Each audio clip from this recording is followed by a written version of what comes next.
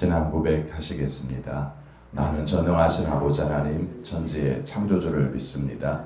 나는 그의 유일하신 아들 우리 주 예수 그리스도를 믿습니다. 그는 성령으로 잉태되어 동정녀 마리아에게서 나시고 본디오 빌라도에게 고난을 받아 십자가에 못 박혀 죽으시고 장사된 지 사흘 만에 죽은 자 가운데에서 다시 살아나셨으며 하늘에 오르시어 전능하신 아버지 하나님 우편에 앉아 계시다가 거기로부터 살아있는 자와 죽은 자를 심판하러 오십니다. 나는 성령을 믿으며 거룩한 공교회와 성도의 교제와 죄를 용서받는 것과 몸의 부활과 영생을 믿습니다. 아멘.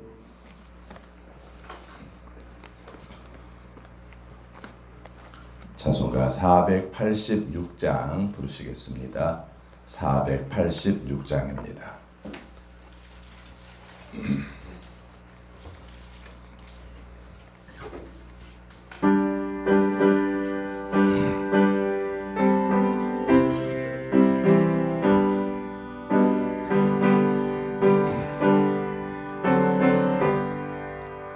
이 세상에 근심된 일이 많고 참 평안을 몰랐구나.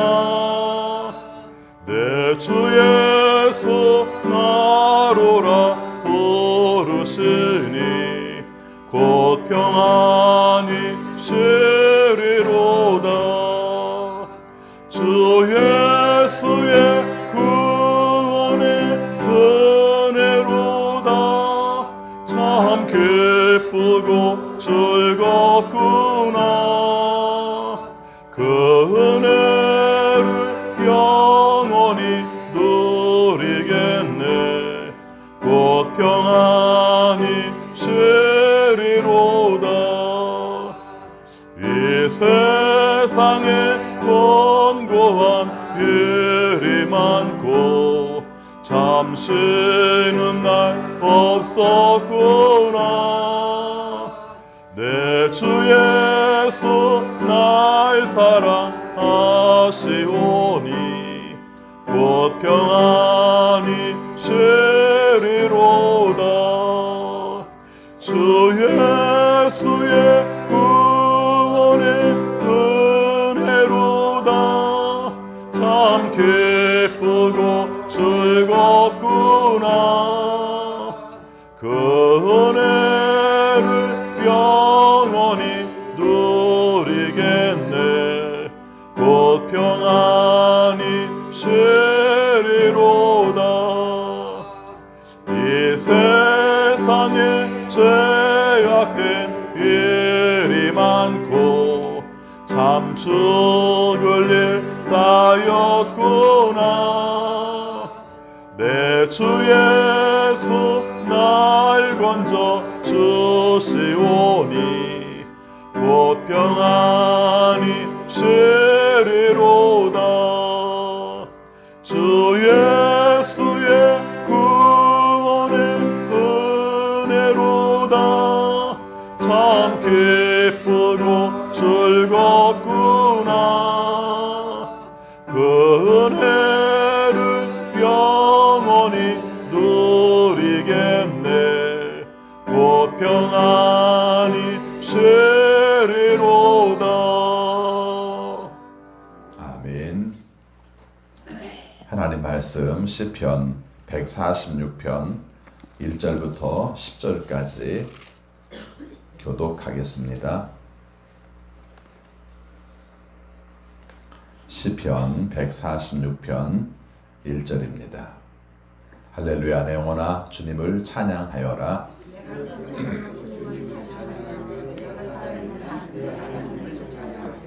너희는 힘 있는 고관을 의지하지 말며 구원할 능력이 없는 사람을 의지하지 말아라.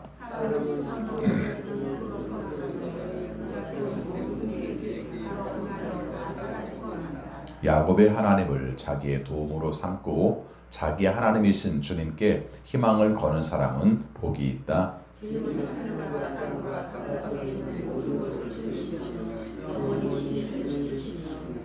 억눌린 사람을 위해 공의로 재판하시며 굶주린 사람에게 먹을 것을 주시며 감옥에 갇힌 죄수를 석방시켜 주시며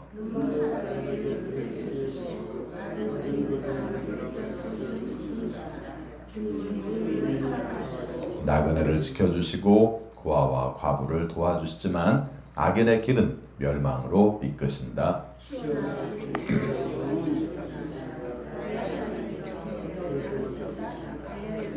아멘. 오늘도 주님의 말씀에 순종하심으로 형통하는 우리 모두가 되시기를 축원합니다. 시편의 말씀은 우리가 잘 아는 것처럼 하나님을 찬양하는 것입니다. 그리고 의외로 많은 부분들은 우리의 힘들고 억울한 것을 하나님께 호소하는 기도의 내용이기도 하고요. 오늘 말씀에서 크게 두 가지를 말하고 있습니다. 하나는 힘 있는 사람을 의지하지 마라. 이야기는 뒤집어서 말하면 하나님만 의지하라 하는 말씀이고요. 또 한 가지 내용은 하나님이 얼마나 믿을 만한 분인가, 우리에게 얼마나 의지할 만한 분인가를 오늘 말씀을 통해서 함께 살펴보려고 합니다. 오늘 말씀에서 1절과 2절에서 하나님을 어떻게 찬양할지를 말하고 있습니다. 1절, 2절 같이 있습니다. 할렐루야, 내 영혼아 주님을 찬양하여라. 내가 평생토록 주님을 찬양하며 내가 살아있는 한 내 하나님을 찬양하겠다. 아멘.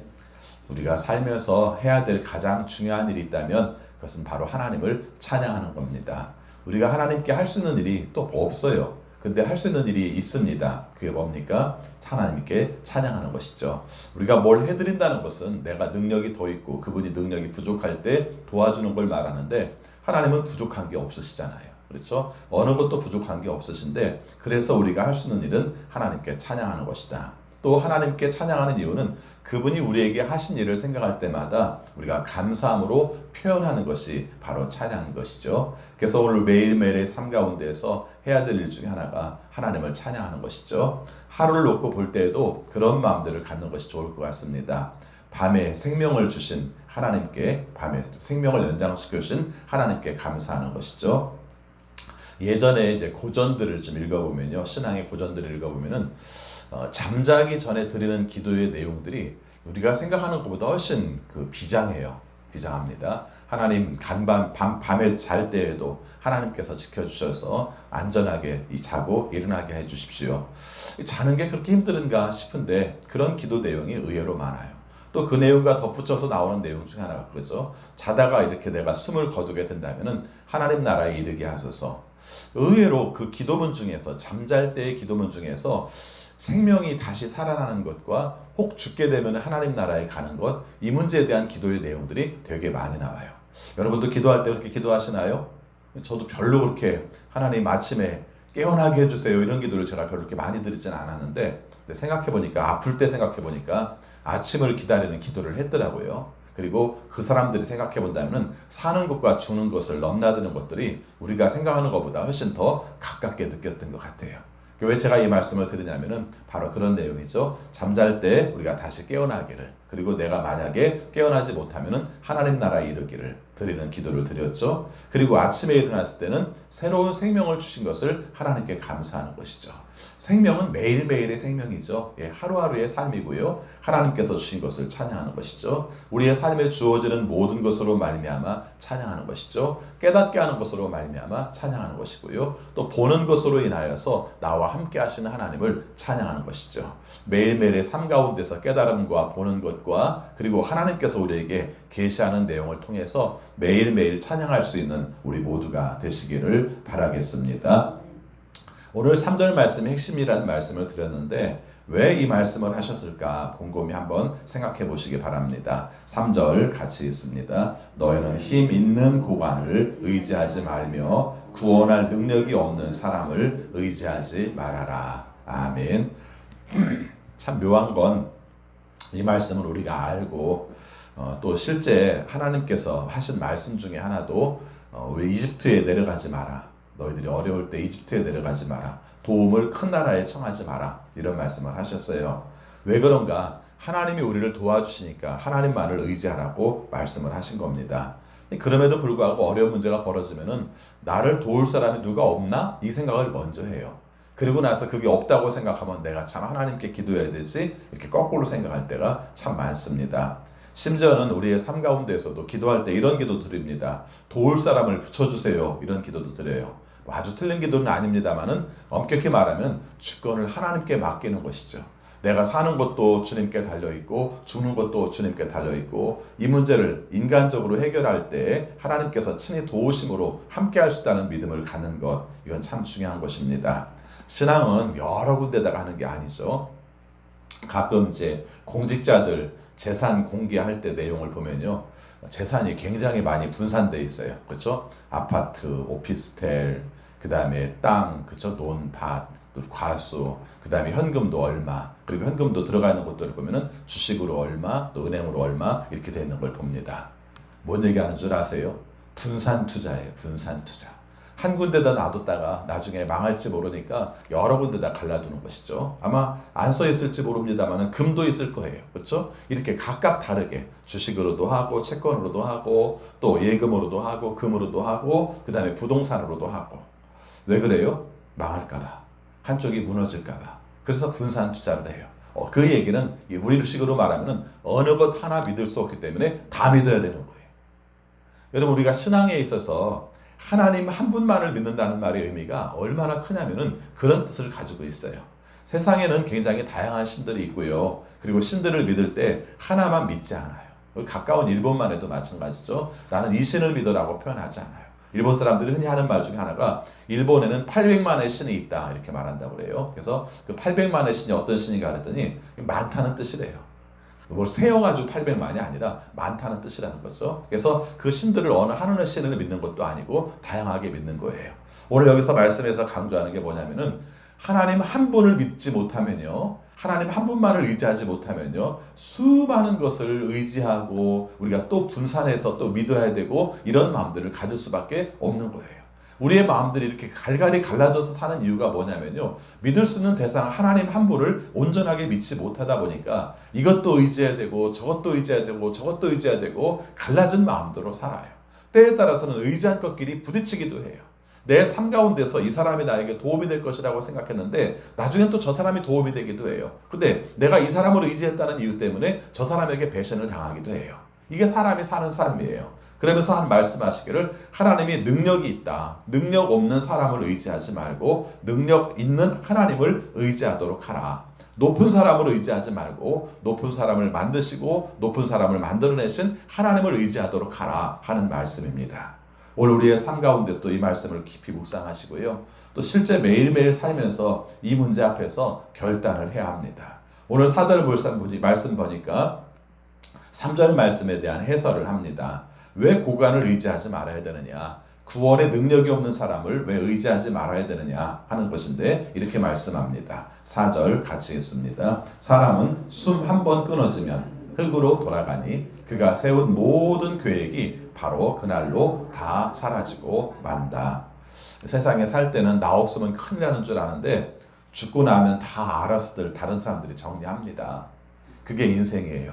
우리가 그 사람이 가지고 있는 원대한 뜻과 계획들을 가지고 있다 할지라도 그 사람이 죽고 나면은 그 모든 것들은 다 사라지고 말아요. 그래서 죽는 인생을 의지하지 말라 이런 뜻도 돼요.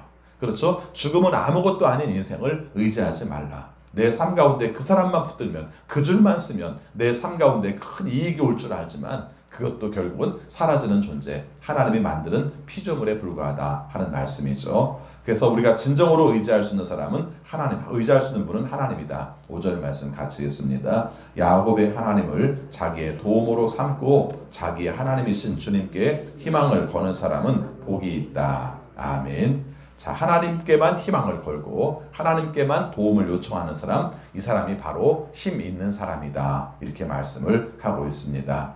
여러 군데에 관심 갖지 마시고요. 오직 하나님께 관심 갖고 하나님을 찬양하고 하나님의 도우심을 구하는 지혜로운 여러분들이 되시기를 바라겠습니다. 그 6절 말씀부터 9절까지 보면요. 하나님께서 우리를 도우시는데 어떤 사람을 도우시는가? 한마디로 말하면 약한 자를 도우시는 거예요. 약한 자를. 사도 바울도 그런 고백을 하죠. 나의 약함이 하나님의 강한 그 능력이 나타나는도다. 이런 말을 해요. 사실은 내가 약했을 때 하나님의 능력도 경험을 하게 되고요. 내가 약했을 때 하나님의 도우심을 구하기도 해요. 하나님 앞에 우리가 기도할 수 있는 내용들은 딱 한 가지예요. 나를 불쌍히 여기소서. 그렇죠? 내가 나를 불쌍히 여기는 그 자리가 바로 하나님의 도움의 자리고 구원의 자리고 은혜의 자리라는 것을 알 수 있습니다. 6절부터 9절까지 나오는 내용들은 바로 그런 내용인데 이 바탕에는 무엇이 있는가? 바로 하나님께서는 신의를 지키시는 분이다. 예전 성경으로 말하면 신실하신 분이다 이렇게 말씀을 하죠. 하나님은 믿을 만한 분이야. 세상에서는 내가 돈 떨어지면 사람들이 내게서 떨어져요. 근데 하나님은 내가 약할 때 나와 함께 하시는 믿을 만한 분이야. 이런 찬양을 하고 있습니다. 우리 6절부터 9절까지 같이 있습니다. 주님은 하늘과 땅과 바닷속에 있는 모든 것을 지으시며 영원히 신의를 지키시며 억눌린 사람을 위해 공의로 재판하시며 굶주린 사람에게 먹을 것을 주시며 감옥에 갇힌 죄수를 석방시켜 주시며 눈먼 사람에게 눈을 뜨게 해주시고 낮은 곳에 있는 사람을 일으켜 세우시는 분이시다. 주님은 의인을 사랑하시고 나그네를 지켜주시고 고아와 과부를 도와주시지만 악인의 길은 멸망으로 이끄신다. 아멘. 하나님을 의로우신 분이라고 표현할 때 옳은 것과 그른 것을 구별하시는 분을 우리가 말하고 있습니다. 성경에 나타나는 의의 개념에는요, 거기 한 가지 더 포함됩니다. 그게 뭐냐면은 어려운 사람들의 편을 들어주는 것을 의로 말을 해요. 이 땅에서 우리가 말할 때는 그걸 거기에 포함시키지 않습니다. 그렇죠? 어렵든지 어렵지 않든지 옳고 그른 것을 구별하는 것을 정의의 문제로 본다면 성경은 철저하게 약한 자를 돌아보는 것, 이것도 정의의 하나로 포함을 하고 있습니다. 오늘 7절부터 9절까지 나온 내용들이 다 그 내용이죠. 우리의 삶 가운데 진짜 중요한 것은 억울한 것을 풀어주는 거예요.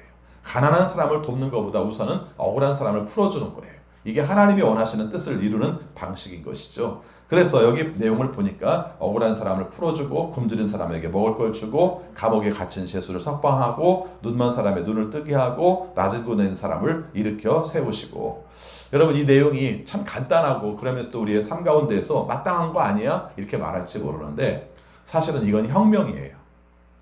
어떻게 할 수 있냐면요, 우리가 예수님께서 오실 내용에 대해서 이사야에서 말도 이 말씀을 똑같이 해요. 그렇죠? 근데 이것을 뭐라고 표현한 줄 압니까?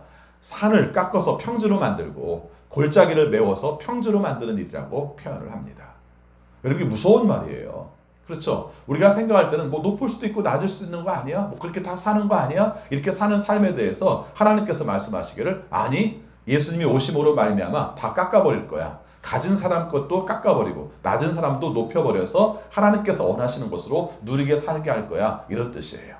간단하게 생각하면 간단하지만 깊이 생각하면 하나님의 섭리가 일상적인 삶을 뒤집는 그런 역할들을 하는 것이죠. 지금 우리가 살고 있는 세상 속에서도 정의의 문제를 얘기할 때 정부가 계속 말하는 게 부동산 대책을 말하는 이유가 있어요. 그게 뭡니까? 결과적으로는 돈 벌어서 내가 투자하겠다는데 무슨 상관이야? 돈 없어서 집 없는데 그거 어떡하겠어? 이렇게 말할지 모르지만은 최소한 기본적으로 내가 노력하면은 집 한 채 거기에서 머물 수 있는 정의를 만들어주는 것, 이게 우리가 세상에서 이루어지는 뜻과 같은 것이다. 이런 마음을 갖는 것이죠. 성경을 좀 깊이 보면요, 굉장히 혁명적이에요.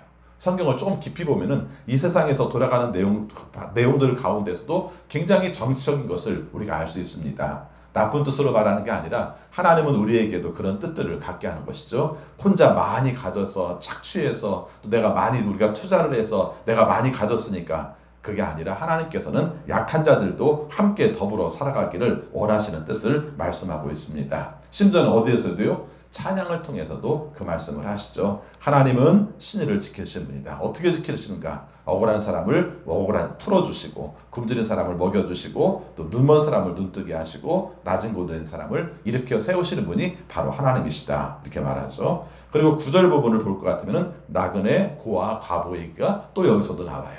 성경에서는 늘 약자의 상징으로 세 사람을 말하는데 바로 나그네, 고아, 과부를 말하죠. 이분들은 억울한 게 많은 사람들이에요. 근데 억울한데 풀 데가 없는 사람들이에요. 풀으려면 돈이 필요한데 돈도 없는 사람들이에요. 그래서 이들과 함께 하신 하나님, 이렇게 말씀합니다.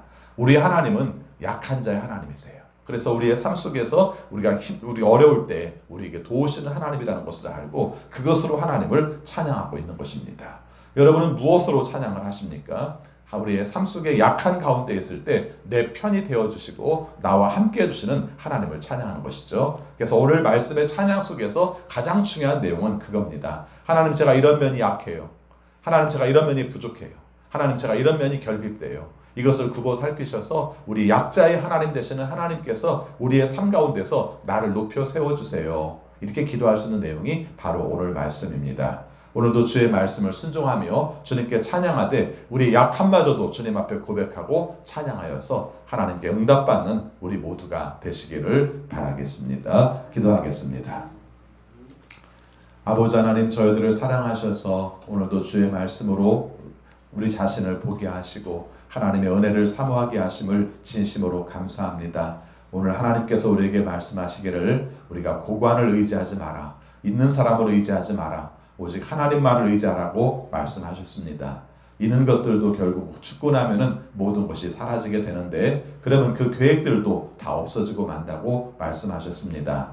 유일하신 우리 하나님, 우리의 구원의 주이신 하나님, 그래서 주님의 뜻대로만 살기 원하오니 오늘도 주님만을 바라보며 살게 하여 주옵소서. 오늘 말씀을 통해서 우리가 약한 자와 함께 하시는 하나님을 묵상했습니다. 특별히 우리의 약함 가운데서 하나님의 강함이 드러나는 줄을 믿습니다. 오늘도 우리의 약함을 가지고 주님을 찬양하오니 받아주시고 우리의 약함 가운데 역사하시는 주님의 능력을 저희들에게 허락하여 주옵소서. 코로나19로 인하여 우리가 겪는 어려움들을 굽어 살피셔서 주님께서 빨리 종식되게 하여 주옵소서. 백신이 또 치료제가 개발되게 하여 주시고 또 의료진들과 방역당국을 통해서 이 저지를 위해서 노력할 때마다 주님의 은혜로 이 일들을 잘 펼쳐나가게 하여 주옵소서. 경제적 어려움들을 겪고 있는 우리 성도들도 기억해 주셔서 주님께서 특별할 때 주시는 은혜를 베풀어 주셔서 잘 감당해낼 수 있는 우리 성도들이 되게 하여 주옵소서. 선교지에서 복음을 증거하는 선교사님들도 기억하여 주셔서 어렵고 힘들지만 주님의 도우심을 통해